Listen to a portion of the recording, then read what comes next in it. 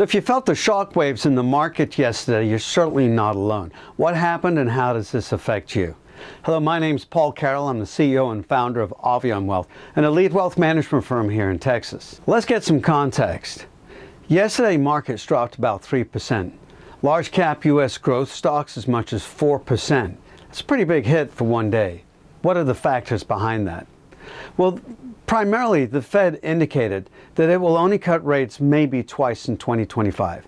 In fact, the aggregate estimates is maybe an aggregate drop of 1/3% between the two cuts. That is next to nothing. Up until yesterday, markets in 2024 were up as much as 28%. Those markets are highly concentrated and very sensitive to any sort of negative news. So why did the Fed react the way it did? The thing to understand with the Fed is that it has a dual mandate. It's rather unusual in the world. Most Federal Reserve type equivalents have a single mandate, and that's keep inflation under control. The Federal Reserve's second mandate is actually to aim for and maintain full employment, which statistically and by every econometric standard we already have today. Unemployment is very low in the United States. The concern, therefore, is inflation rearing its ugly head in the next year. So in 2025, the primary focus is likely to be controlling inflation without triggering unnecessary unemployment. If you've got time, I've got links on this video, but you can Google Smoot-Hawley Tariff Act. It's actually pretty scary reading. Tariffs directly drive inflation. We're also talking a lot about a weak dollar policy to quote-unquote help exports. The challenge with weak dollar policy is exports become cheaper, imports become even more expensive, which triggers even more inflation. And for a number of reasons, we expect to have continued labor shortages, especially in skilled areas. Labor shortages drive inflation.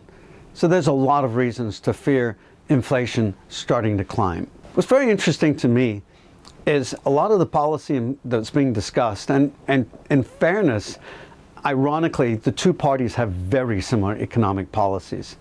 Both of them are focused on the manufacturing sector, which is interesting because though it's very visible politically, we live in a service economy. And when we say service economy, we don't just mean people working at McDonald's.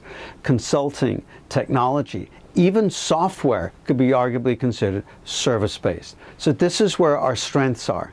We are in high value added services, not manufacturing.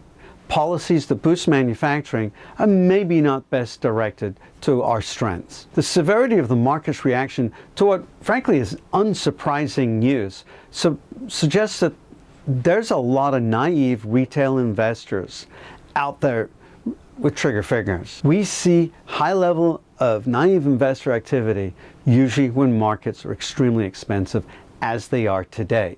Today, actually Thursday, there's been a lot of opportunistic buying on the dip, and we would expect that. We would expect that some of these naive investors have given away their gains to other people at a better price.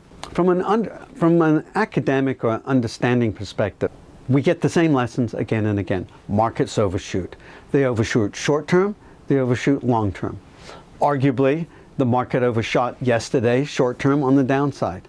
The relevant question really, when we talk about overshooting, is in the marketplace, are valuations today on a long-term overshoot, or are they correct? And I would make the case, and it's a pretty easy one to make, that when markets are at valuations that have only been met prior to major corrections, that this is a market where nothing can afford to go wrong.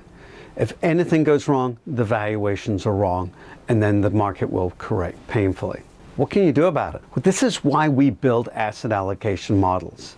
Models that leave us with dry powder to take advantage of those corrections, but also with cushion so that we're not spanked as hard as the market is during those corrections. It's frustrating when you're in the middle of a very strong rally, maybe making a little less than that rally, until the day after the correction when you've got more left over than everybody else. So this is the point of the discipline of what we're doing.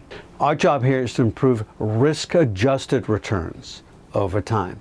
If you have any more questions about what's going on or what you can do to protect yourself in this type of an environment, feel free to call me.